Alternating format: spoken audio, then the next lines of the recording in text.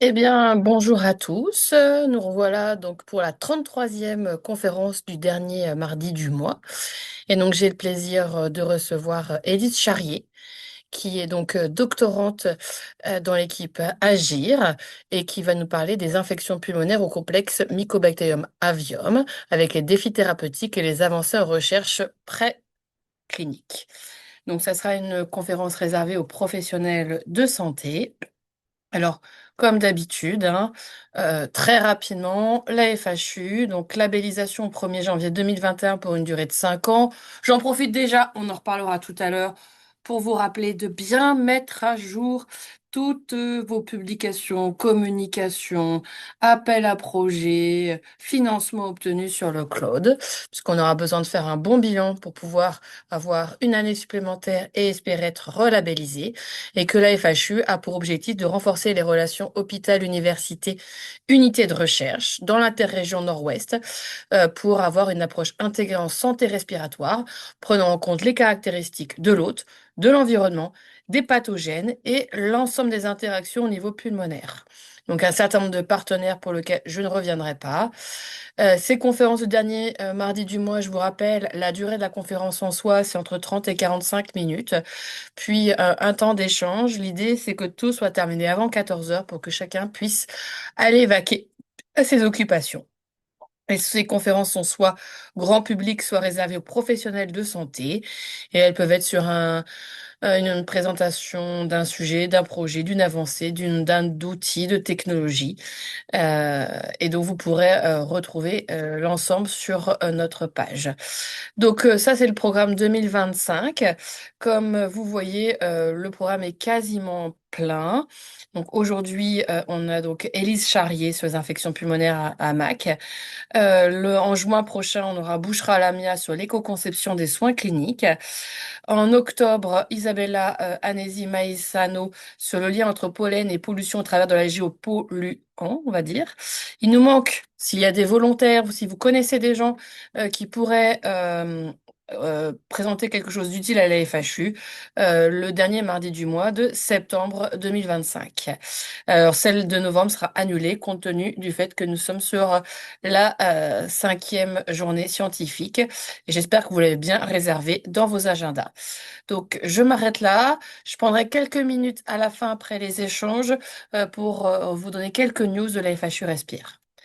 Et Elise, je te laisse participer. Bonjour à tous. Et c'est parfait. Et Normalement, on vous t'entend voyez même si mon tu as une voix écran. très douce. Eh bien, bah, à toi la parole, tranquillement.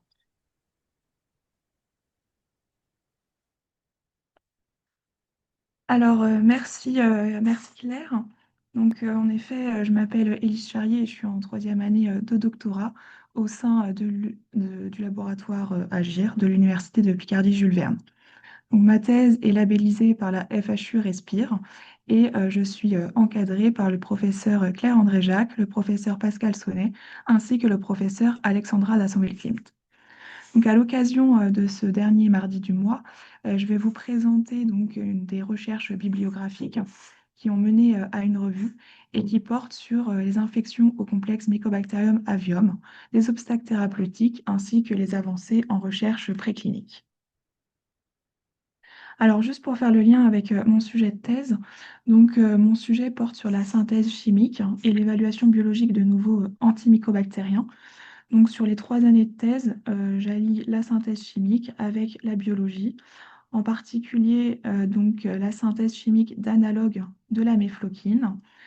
J'ai également évalué les paramètres physico-chimiques et pharmacocinétiques in silico et expérimentaux, donc grâce à l'appareil Sirius T3 Pion dont est équipé le laboratoire. En parallèle, on a déterminé donc l'efficacité in vitro sur différentes souches mycobactériennes, donc telles que M. abscessus, MAC, M. xenopi ou encore M. marinum. Et puis également l'évaluation de la cytotoxicité in vitro sur une lignée cellulaire EpG2. Ma deuxième année s'est consacrée, enfin fin de ma deuxième année s'est consacrée sur la recherche d'une potentielle synergie d'action in vitro, donc l'antibiotique A qui est mon composé HIT synthétisé Et puis l'antibiotique B qui va être un antibiotique commercial, en particulier la clarithromycine, la rifampicine ou encore l'éthambutol. Et l'objectif de ma troisième année de thèse, c'est de déterminer l'activité et la toxicité in vivo sur un modèle murin infecté à MAC.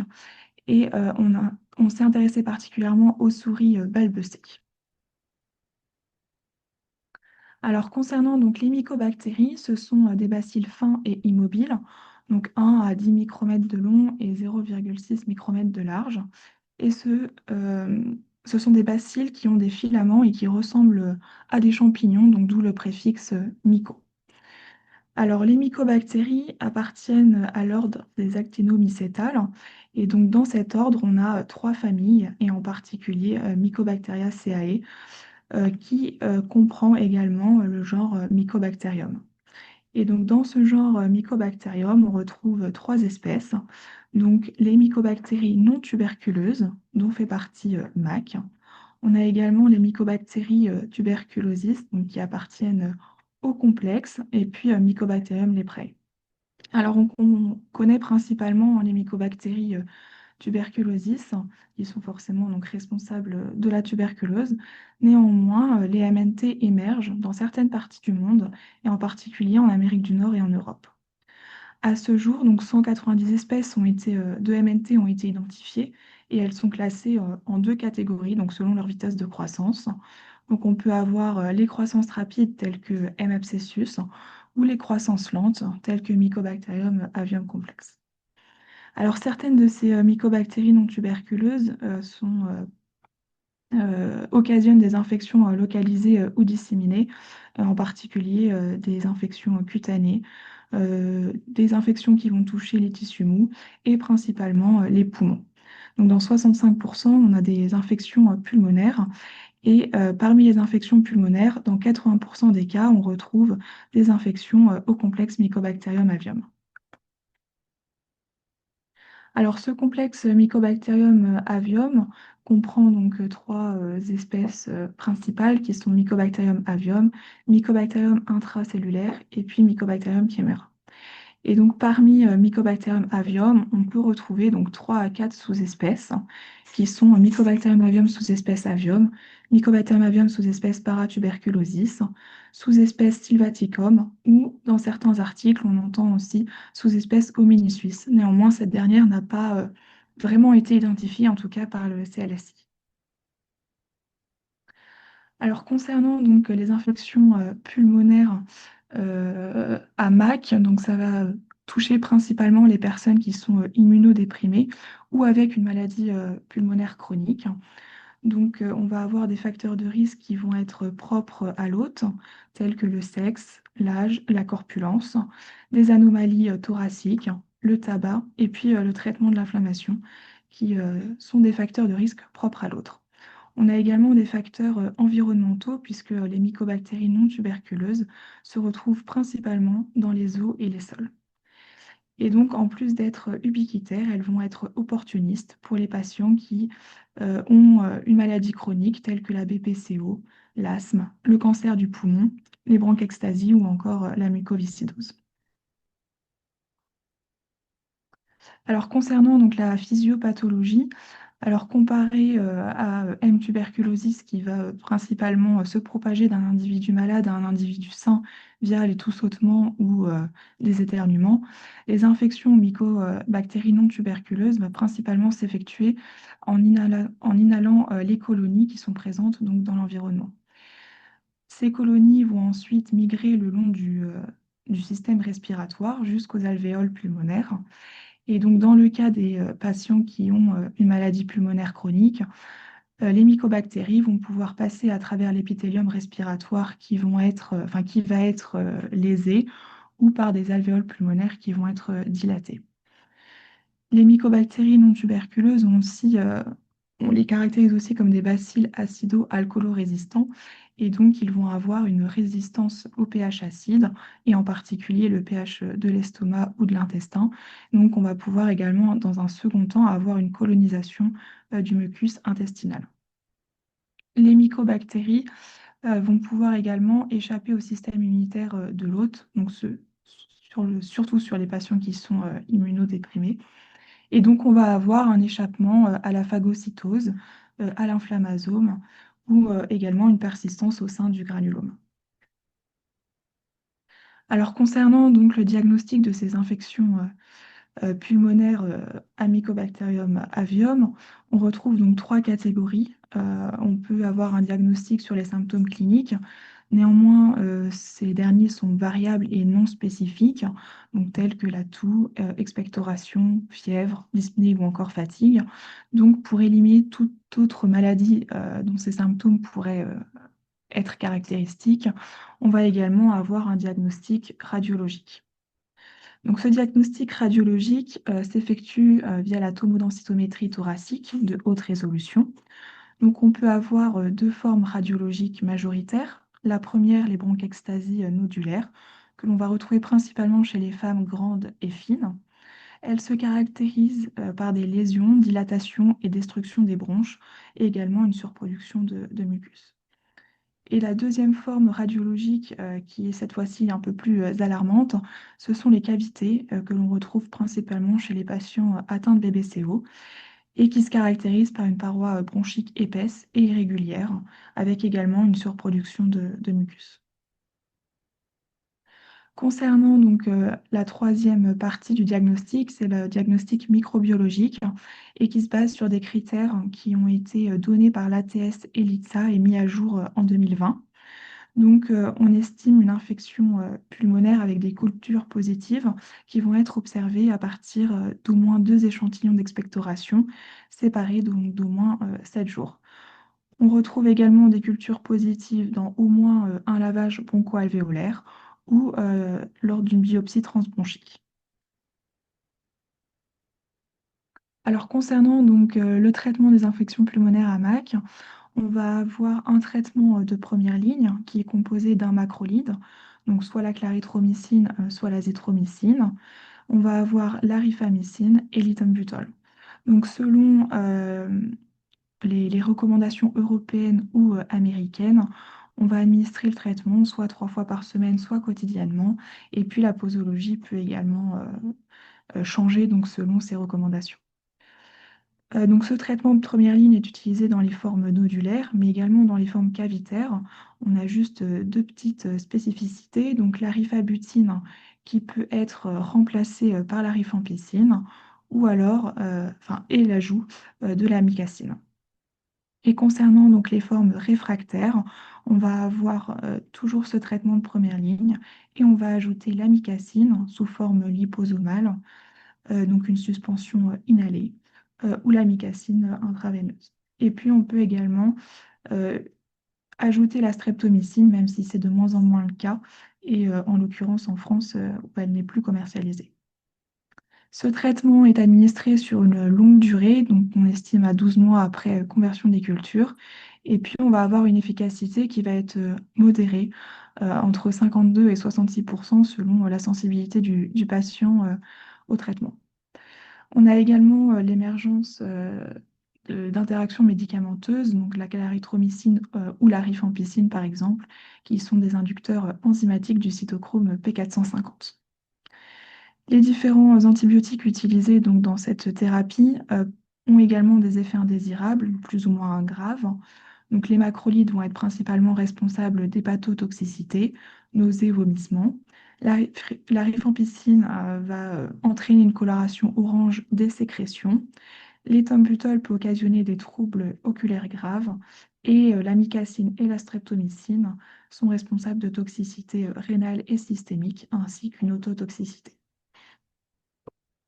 À cela s'ajoute également l'émergence de mécanismes de résistance. Donc, on peut avoir trois types de mécanismes de résistance. La résistance naturelle qui va être directement liée à l'enveloppe cellulaire qui est très peu perméable. Donc, cette enveloppe qui est principalement composée de lipides extractibles, d'une mycomembrane, d'un complexe mycolyle arabinogalactane peptidoglycane et puis d'une membrane interne. À cela s'ajoute également la surexpression des pompes des flux, ainsi que le nombre limité de porines, et qui peut donc limiter la pénétration des antibiotiques hydrophiles.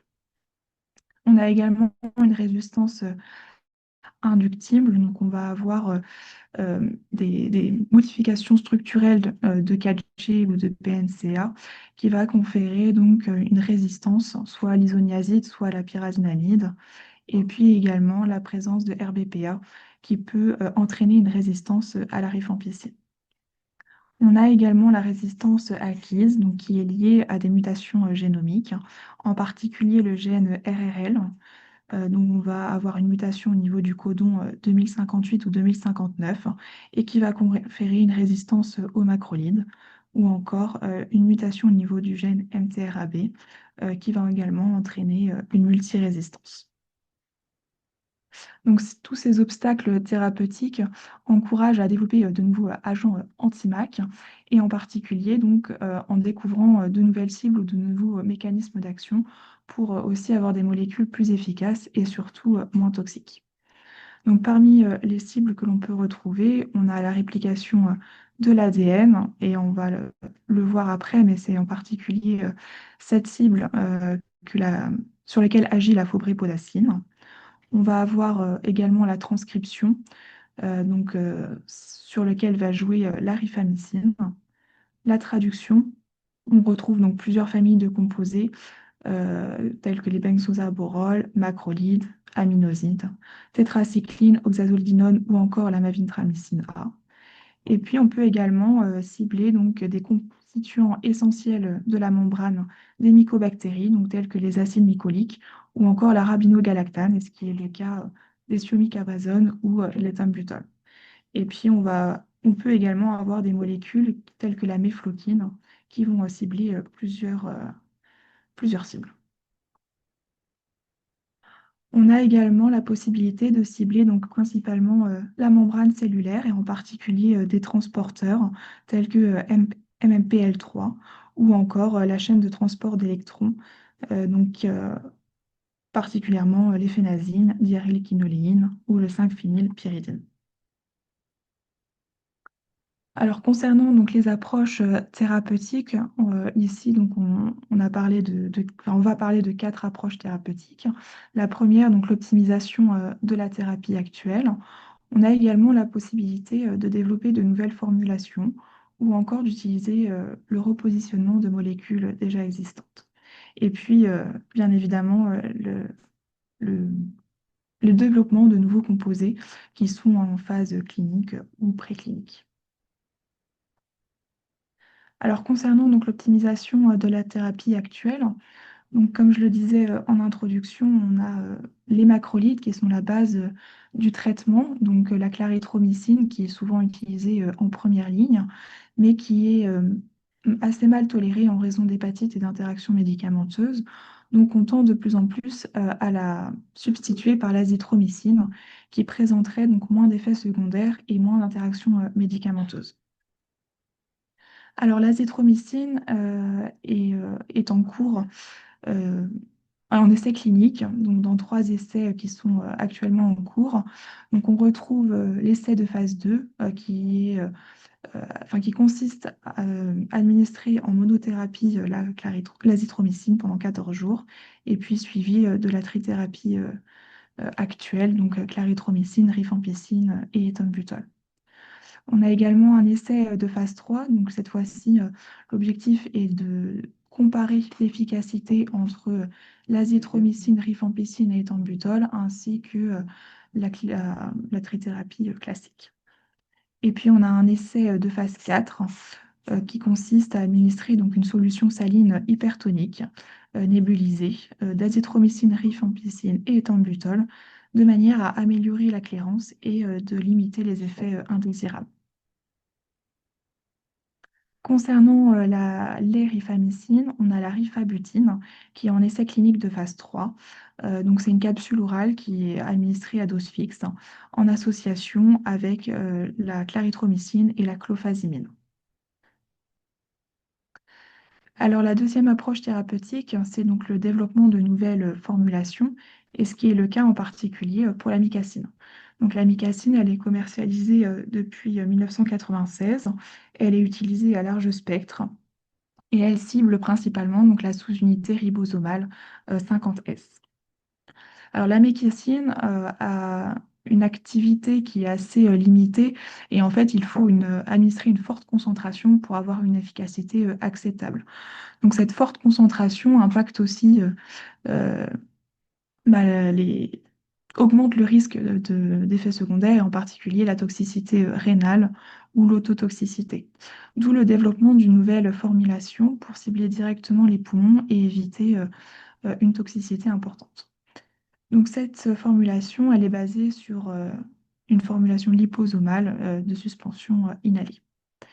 Donc l'amicacine a été évaluée également en comparaison avec une concentration intraveineuse, en particulier donc, dans les macrophages et les biofilms, et on montre une concentration supérieure d'un facteur 5 à 8.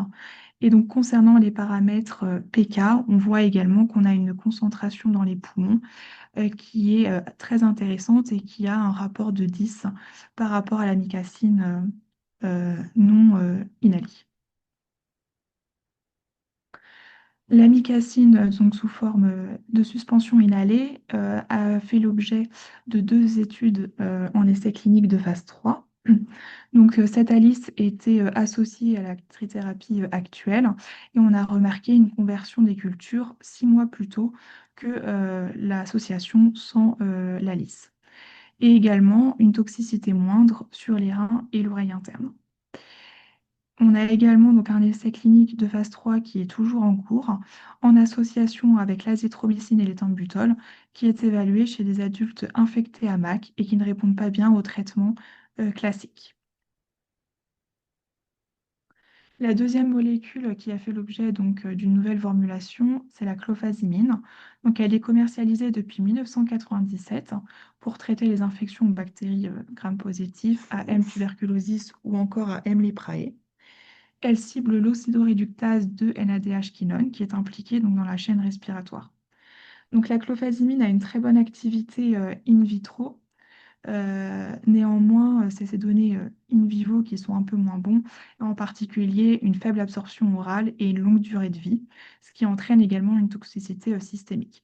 Donc là encore, le développement d'une suspension inhalée a pour but de diminuer cette toxicité et puis d'améliorer la biodisponibilité. Donc, on a 3 essais qui sont en cours. On a 2 essais de phase 2, dont le but est de déterminer la dose optimale par voie orale, ainsi qu'évaluer la balance efficacité-tolérance. Et puis, on a également un essai de phase 3 qui a pour but cette fois-ci d'efficacité et tolérance, mais en combinaison donc avec la trithérapie actuelle.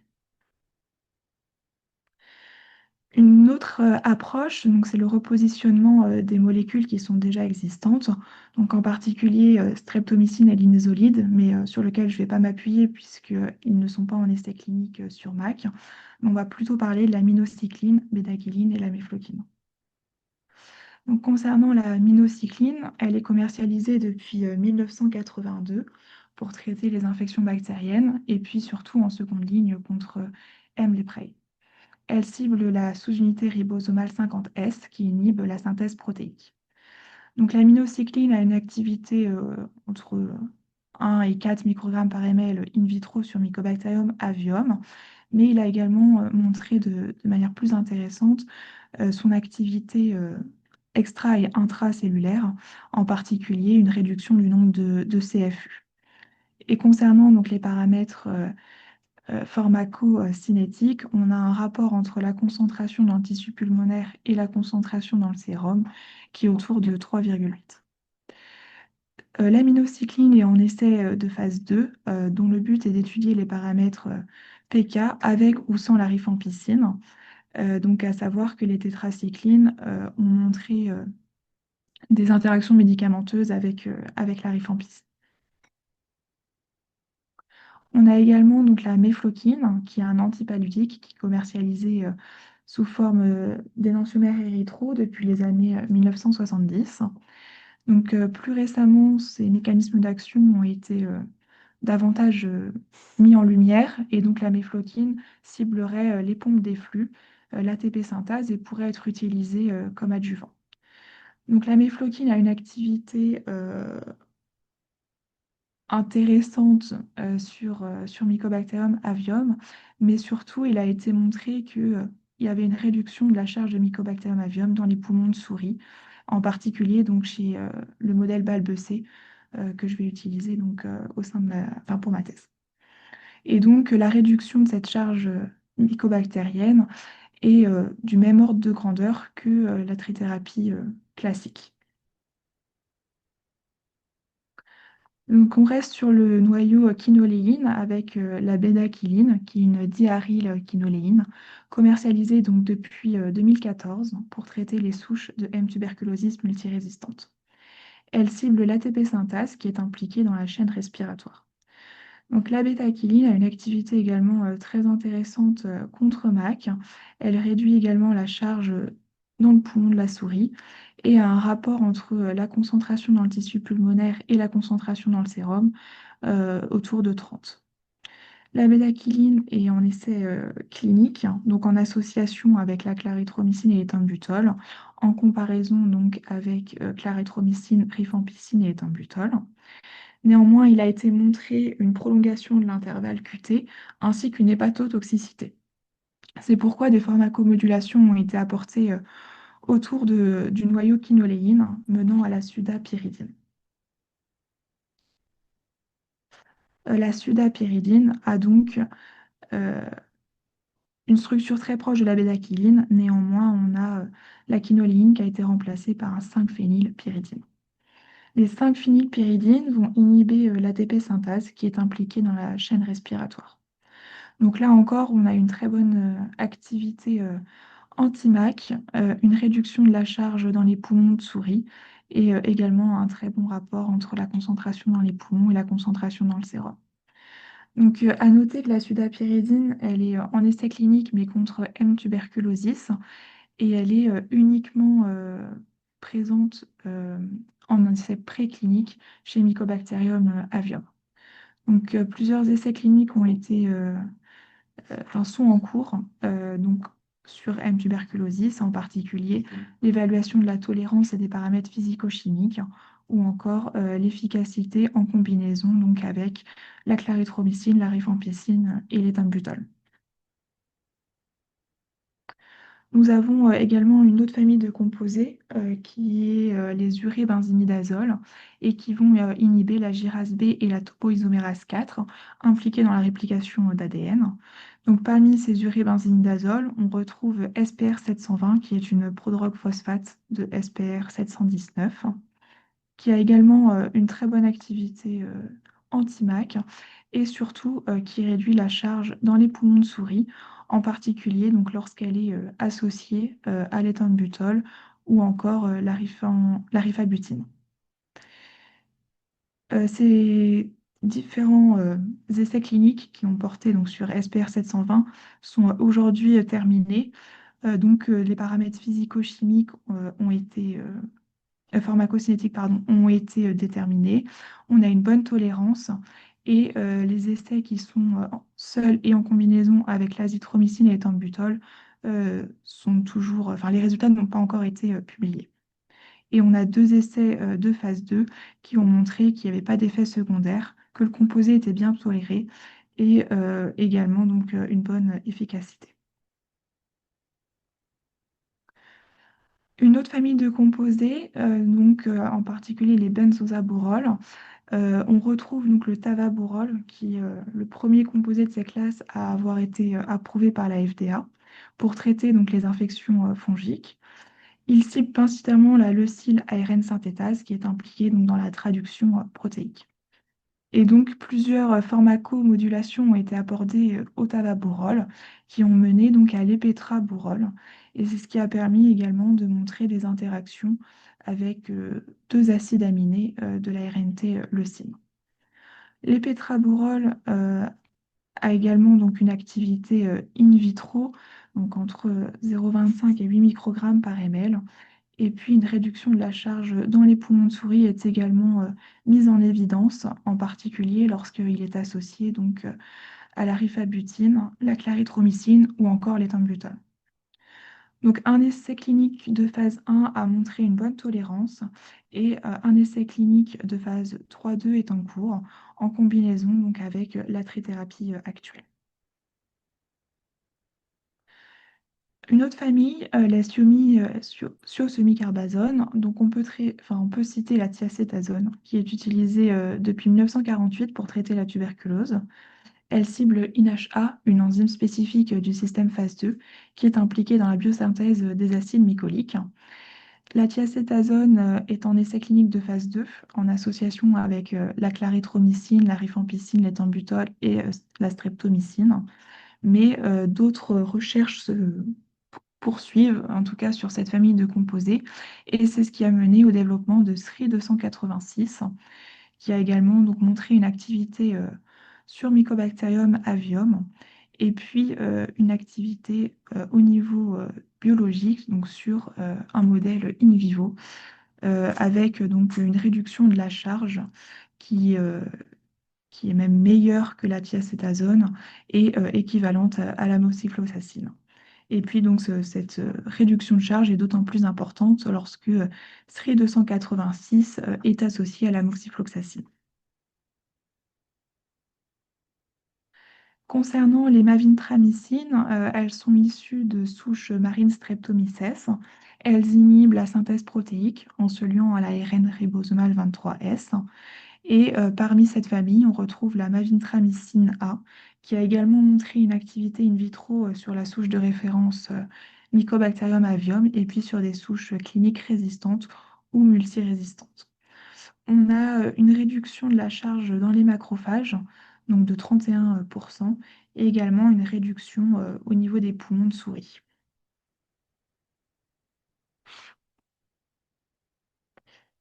Alors, donc, en conclusion, on peut dire que les infections à Mycobacterium avium posent certains obstacles thérapeutiques, et en particulier donc, la thérapie actuelle qui a une activité modérée, une durée de vie, enfin, une durée de traitement assez longue, et puis également de nombreux effets secondaires. On a également un risque important de rechute et réinfection, et puis l'émergence des résistances, et en particulier aux macrolides qui posent de sérieux problèmes. Euh, donc, il est important de développer de nouveaux agents anti-MAC qui vont être plus efficaces. Donc là, on peut partir sur l'optimisation de la trithérapie actuelle.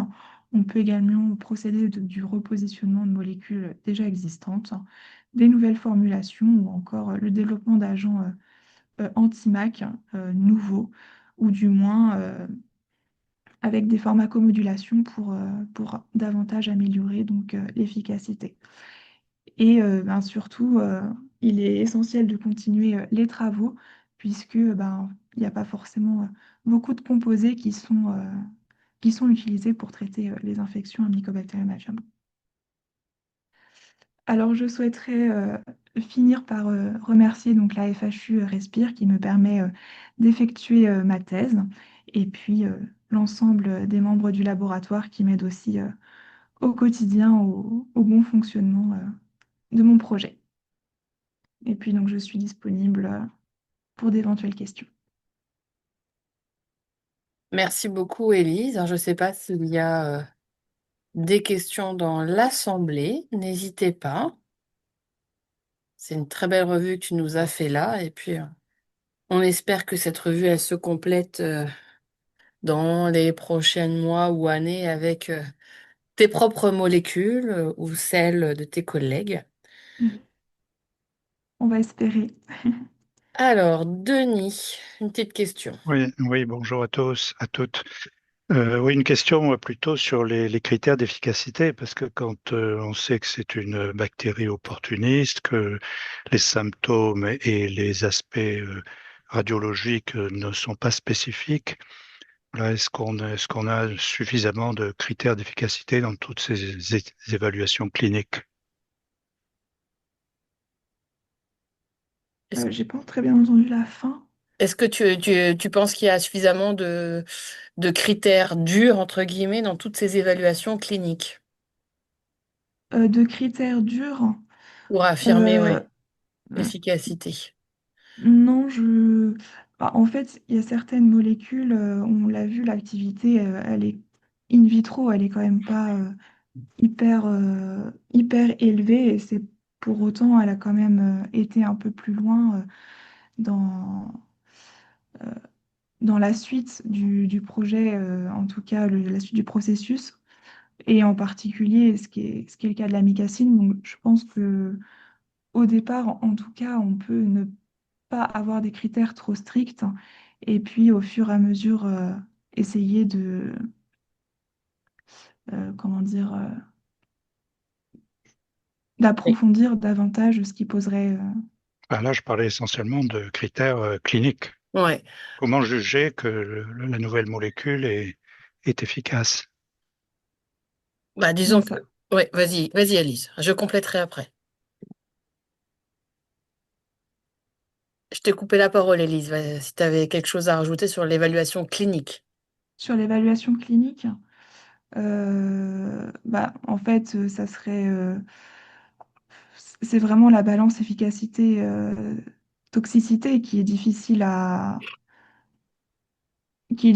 estimer. Donc, En fait, si je peux compléter ce qu'Élise dit, je pense que alors il y a en effet plusieurs niveaux. Il y a les niveaux de tout ce qui va se passer in vitro où là on est sur des critères microbiologiques, mais déjà là, comme Élise le disait, c'est pas toujours simple parce qu'entre ce qui se passe dans la entre guillemets sur nos boîtes ou sur enfin, sur les milieux de culture et ce qui se passe chez l'homme, il y a déjà un grand pas et il y a des molécules qui ainsi sont pas forcément très efficaces in vitro et qui finalement le sont in vivo et pour lequel d'ailleurs on n'utilise pas toujours les antibiogrammes. Donc ça, il y a déjà à ce niveau-là la difficulté d'évaluation des molécules. Après, au niveau donc clinique, euh, la partie chez l'animal est plus facile puisque là, on va pouvoir récupérer les poumons, les mettre en culture et avoir, on va dire, des critères microbiologiques qui sont quand même assez durs, tout en sachant que les modèles animaux ne sont pas des bons modèles, puisque, alors, tu parlais de tolérance, donc là, l'évaluation de la tolérance, hormis de savoir s'ils vivent ou s'ils meurent, est quand même assez compliquée. Et l'évaluation clinique, elle est, entre guillemets, nulle, puisque la souris qui est infectée, quand on la regarde, elle n'a pas l'air plus malade que la souris qui ne l'est pas. Donc, c'est vraiment que des critères microbiologiques. Et finalement, chez l'homme, on se retrouve quand même alors, pas tout à fait comme la souris, puisque là, on va pouvoir évaluer, en tout cas, la partie tolérance assez facilement, même si là encore, c'est assez subjectif. Je suis tout à fait d'accord que sur la partie efficacité, pour évaluer l'efficacité d'une molécule, ce n'est pas forcément évident. Alors, il y a la microbio, en disant que normalement, dans les études, c'est au moins 3 cultures négatives pour Mm. parler de négativation des cultures. Et très souvent, donc, le critère est microbiologique, soit sur le temps pour arriver à ce taux de négativation, soit sur le taux de négativation tout court à X mois de traitement. Mais en théorie, ça veut dire que au jour d'aujourd'hui, on va être obligé que cette molécule elle soit au sein d'une triple thérapie, puisque ça va être difficile de faire autrement et elle va devoir montrer sa supériorité en termes d'efficacité par rapport au traitement recommandé, même si ça repose pas sur grand-chose. Et c'est là où ça va être compliqué, puisque ça va être essentiellement le temps avant la négativation. Sur la clinique, comme vous le disiez, le problème, c'est que les symptômes il y a une partie qui sont dues à la mycobactérie, d'autres aux pathologies sous-jacentes, et que sur le plan radiologique, parfois ça bouge quand on a de la chance, mais parfois, même si ça se négative et que les patients s'améliorent, il n'y a pas forcément de beaucoup de modifications et on sait qu'on ne récupère pas d'intégrome. Donc c'est vrai que c'est pas évident pour évaluer l'efficacité de nouvelles molécules. Et si déjà on a une molécule dans lequel, qui est insérée dans un régime avec on va dire une équivalence d'efficacité par rapport au traitement habituel et qu'on arrive à démontrer une meilleure tolérance, on aura du plus. Et si on arrive à montrer qu'on a un délai je pense que c'est le plus important. Euh, plus court pour obtenir la négativation, bah, ça sera du plus plus, puisque ça veut dire qu'on va réduire la durée du traitement. Mais c'est vrai que c'est compliqué par rapport à d'autres types d'infections ou d'autres maladies, puisque ça reste des pathogènes non spécifiques avec une symptomatologie clinique et radiologique, où on a toujours un peu de mal à faire la part des choses entre ce qui est lié à la mycobactérie, de ce qui est lié au terrain qui favorise l'infection à mycobactérie. Mm. Bien. Merci. Est-ce qu'il y a d'autres questions? Qu'est-ce que tu penses, toi, des nouvelles formulations que tu nous as présentées, c'est-à-dire la voix, entre guillemets, nébulisée, La inhalée? voie, ouais, la voie inhalée, bah, ça a l'air d'être prometteur, en tout cas en termes de conversion des cultures. Là, c'est vrai que 6 mois, c'est pas anodin comme délai, donc c'est certainement Bah, c'est vrai que une bonne chose. ouais, c'est une voix qui est, en tout cas, voilà, qui est séduisante parce qu'on se dit qu'on peut avoir des concentrations d'antibiotiques au cœur de Plus l'infection élevé. qui risquent d'être plus importantes, euh, qui pour potentiellement une meilleure tolérance si l'aérosol est bien toléré, enfin s'il n'y a pas de bronchospasme, puisqu'il n'y aura en tout cas pas le problème du passage systémique, là on pense à l'amicacine. Bon. Après, ça pose d'autres questions, alors qu'on ne peut pas aborder là, mais probablement que quid des modifications du microbiote local, ça on ne sait pas trop où est-ce qu'on en est, mais en tout cas c'est vrai que c'est séduisant comme formulation. Et donc toi, tu as fait MAC et il y a d'autres formulations aussi pour d'autres mycobactéries, notamment pour abscessus, où ils sont en train de réfléchir aux aérosols de tigecycline. La tigecycline, c'est super efficace sur abscessus, mais c'est ultra mal toléré. Et Oui. donc, si ça marchait, ce serait peut-être un bon moyen de traitement l'infection à Mycobacterium abscessus. Bon, après, il faut que les patients tolèrent les aérosols, notamment l'amicacine liposomale nébulisée qui est déjà disponible pour les formes réfractaires. Il y a des patients qui tolèrent pas du tout, en fait, hein. L'aérosol, ça se passe pas bien du tout. Ok. Est-ce qu'il y Oui, a... Oui, oui, c'est, Philippe Gosset, oui. J'ai une... Enfin, c'est plus un commentaire d'ailleurs qu'une question directe. En fait, je suis toujours assez surpris dans ces modèles où on se trouve confronté à des problèmes de résistance, enfin de résistance, d'effet limité des antibiotiques sur le pathogène et de l'association en fait en fait ces bactéries n'affectent que des personnes, enfin que des personnes ayant un immunodéficit. Pourquoi est-ce que vous pensez que coupler ces approches avec une thérapeutique visant à optimiser ou améliorer les mécanismes de défense de l'hôte pourrait être enfin,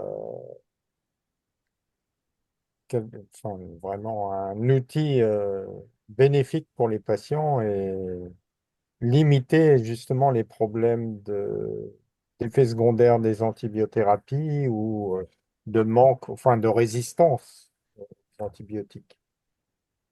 Quel est votre avis sur ce point? Élise? Alors, ça serait associé avec Ouais, un... parce que ce sont des thérapeutiques Ouais, qu'on développe de plus en plus, enfin des approches thérapeutiques qu'on développe de plus en plus dans le cadre des infections bactériennes. oui, Euh, je ne sais pas s'il y a le même type d'approche dans le contexte des mycobactéries. oui. Ça me semblerait très pertinent.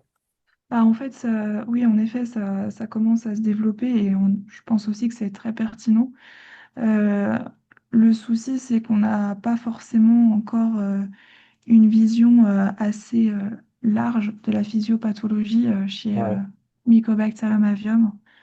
Il y a beaucoup de choses qui sont faites sur M. tuberculosis, mais on est encore loin de tout avoir. Il n'y a pas de données sur les mécanismes de toxicité, enfin d'élimination de la bactérie en intracellulaire, sur les macrophages notamment. Alors, il y a des publications, mais c'est pas encore vérifié, quoi. Ah, c'est pareil sur le macrophage, les données qu'on a, elles sont plutôt déduites de ce qu'on sait enfin, de comment ça fonctionne sur M. tuberculosis. Mais voilà, il y a tout un champ des possibles et très clairement aussi que c'est l'infection se développe, c'est parce que c'est l'interaction là clairement haute pathogène avec un Ouais, autre qui ouais, est bah oui. déficient. Donc, ce serait logique qu'on ne s'attaque pas qu'aux pathogènes.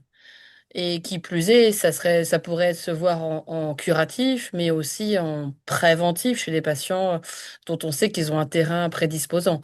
Après, il y a plein de choses qui nous manquent dans le sens où les terrains prédisposants, ils en ont un petit peu parlé. Il y a entre autres, enfin, c'est essentiellement il y a l'immuno, on va dire déficience, on va dire générale. C'est des cas un petit peu à part de patients qui ont des déficits en production de l'interféron gamma, enfin, et certaines pathologies, voilà, qui sont complètement à part, mais c'est pas les plus fréquentes. Les plus fréquentes, c'est vraiment sur des anomalies structurelles qui font qu'il y a des zones finalement où il y a peu de défense. Mais pourquoi certains et pas d'autres? Parce que c'est des pathologies qui sont quand même très fréquentes et on a loin d'avoir tous nos patients. Donc il y a encore quelques trous dans la raquette sur la physiopathe. Mais l'idée est plus que séduisante, hein. Je pense qu'il faut mettre ça enfin, dans le cadre de la FHU, ça me paraît Ah ben c'est un pile dans champ le cadre. Oui, c'est complètement dans le champ de la champ FHU. d'investigation. Voilà.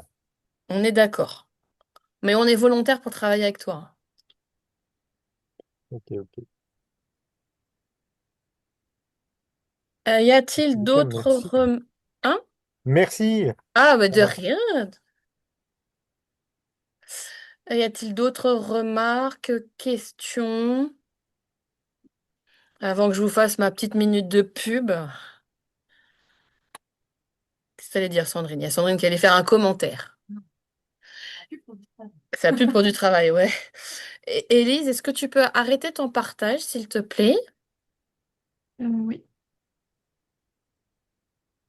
je pense que c'est bon. Ouais. Et il faut que j'arrive à repartager. Là, hop, toc.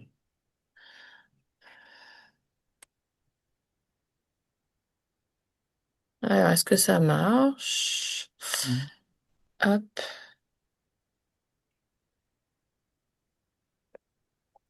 Donc, c'est de la pub pour du travail, en effet.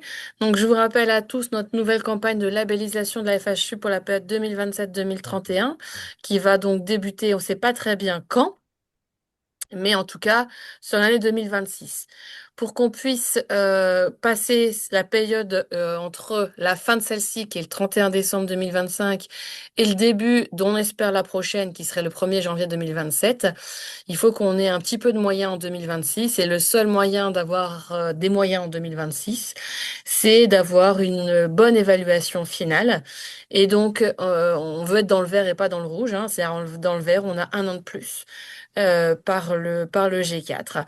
Donc, on a notre évaluation à rendre. On n'a pas la date exacte. On sait que c'est a priori début septembre. Donc, comme on n'a pas la date exacte, je vous propose de partir sur l'idée que c'est le 1er septembre. Et malheureusement, entre aujourd'hui et le 1er septembre, il y a une période qui s'appelle les vacances d'été où bah, on ne sera pas tous là en même temps. Et c'est pas la période la plus idéale pour travailler tous ensemble.